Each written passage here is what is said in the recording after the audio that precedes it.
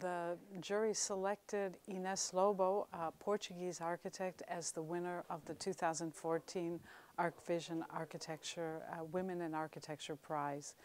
Ines Lobo, I think, represents some incredible values that women should aspire to in architecture.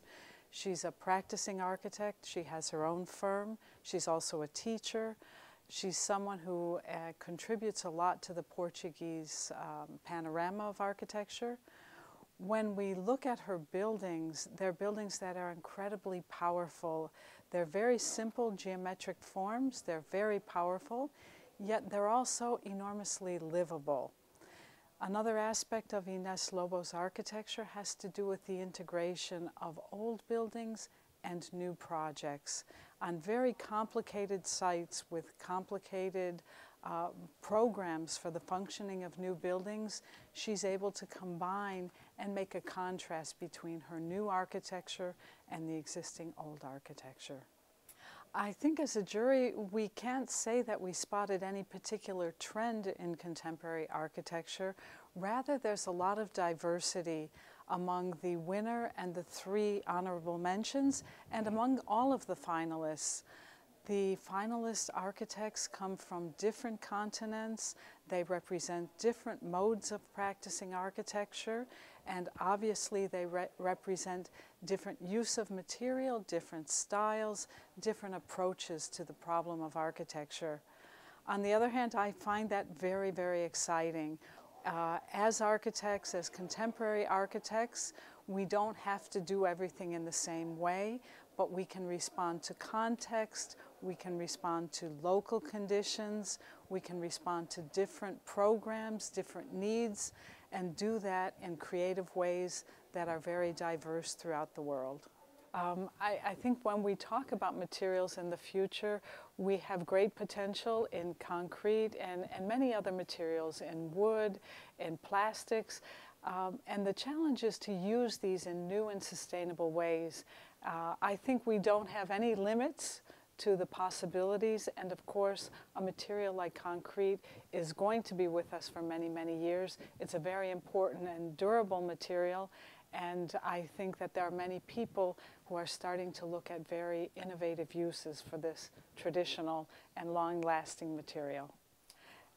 I think the question about prizes in architecture and prizes for women, prizes for architects in general is a very interesting challenge that we're facing.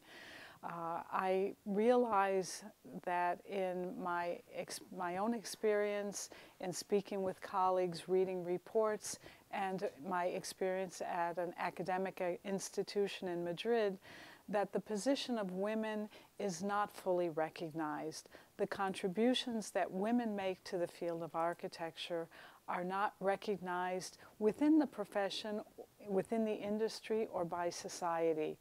Therefore, it is extremely important to have a prize like the arcVision Prize that addresses this historic inequality or this historic discrimination.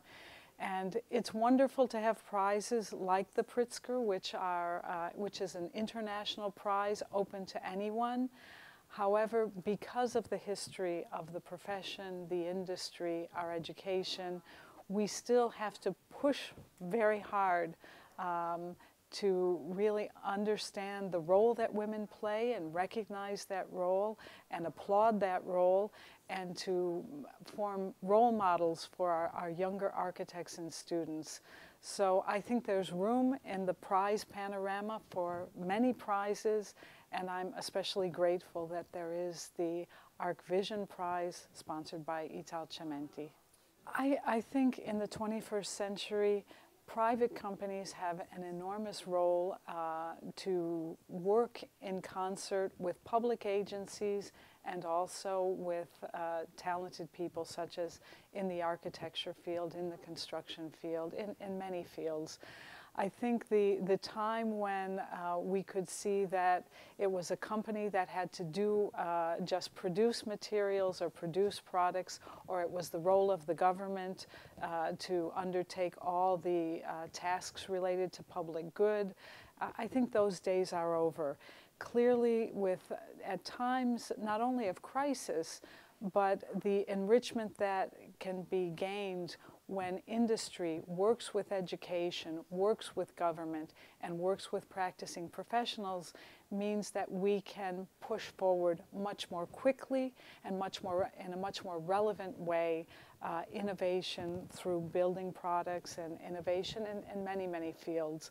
So I think today's combination of public-private partnerships in the broadest sense is where we should all look, and that type of win-win situation where the participants in a team are all benefiting from moving forward is probably the most positive way that we can look to innovation in the future. I think for architecture to be contemporary means to be of its time, means to be part of the cultural moment and when it's created and when it's built. The big challenge, especially for architecture, is that it will also be long-lasting and timeless. And the qualities for timeless architecture, I think there are many and they're very hard to define. It would have to be buildings that are well constructed, buildings that take into account the users, the people who will be occupying those buildings, yet be flexible enough so that over time the building may be able to be changed. I also think that there is an element of art or creativity in architecture. It's not enough just to have a functional building, but somehow it has to reflect the highest aspirations of a society, the highest cultural values of a society. And I think that's where we distinguish good architecture from truly great architecture. The question of great architecture, good architecture, which is timeless at the same is also timeless. I think there are many, many examples. I have a small difficulty because I also represent the Pritzker Architecture Prize. For this reason, yes, I would have to say that I would not like to talk about individual architects. Of course, I think if we look to past Pritzker Prize laureates, we see many, many architects who are able to be contemporary, culturally aware, and also create timeless buildings. Talking about the future, I'm confident that there are many, many young people, but in my role with the Pritzker, I would prefer not to mention any specific names.